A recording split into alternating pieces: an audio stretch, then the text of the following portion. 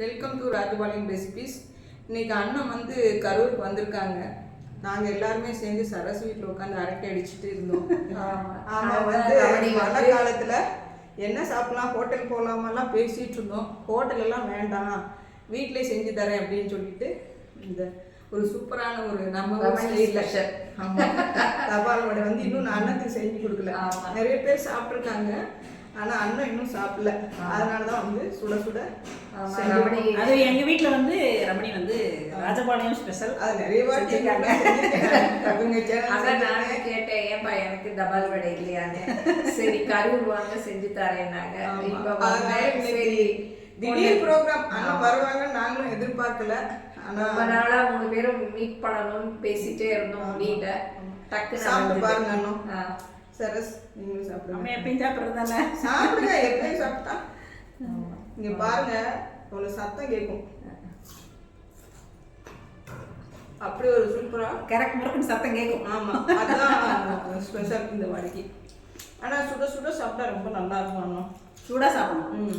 இது நீங்க கார சட்னி, தேங்காய் சட்னி இல்லப்பா எதுவுமே வேணாம், நல்லா இருக்கு. சும்மா சாப்பிட்டாலே நல்லா இருக்கும்.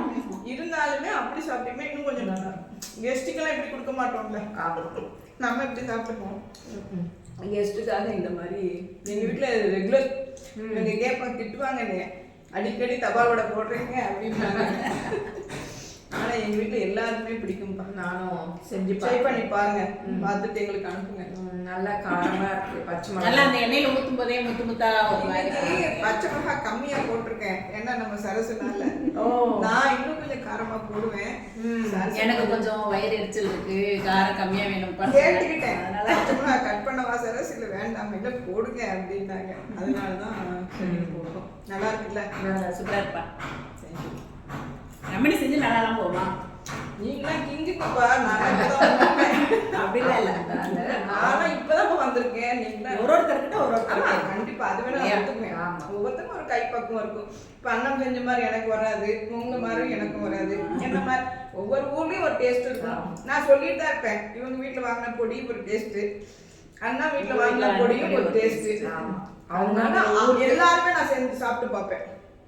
இவங்களுக்கு மட்டும் இல்ல, உங்களது அன்னைக்கு சங்கீதாட்ட கூட சொன்னேன், கொடுத்து விடுங்க நானும் சாப்பிட்டு பார்க்குறேன் அப்படின்னு சொல்லிட்டு. அதனால அவங்களுக்கு ஒரு டேஸ்ட் இருக்கும். ஓகேப்பா, சூப்பரா இருப்பா. அப்படியே இழுக்குது. சாப்பிட்ட மறுபடியும் கை அதில் தான் நம்ம போகும். அதனால நீங்களும் செஞ்சு பாருங்க. செஞ்சு பார்த்துட்டு எனக்கு கமெண்ட் பண்ணுங்க.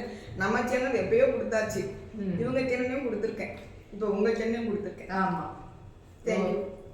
ராஜபாளையம் ரெசிபிஸ் சேனல் மறக்காம சப்ஸ்கிரைப் பண்ணிக்கங்க.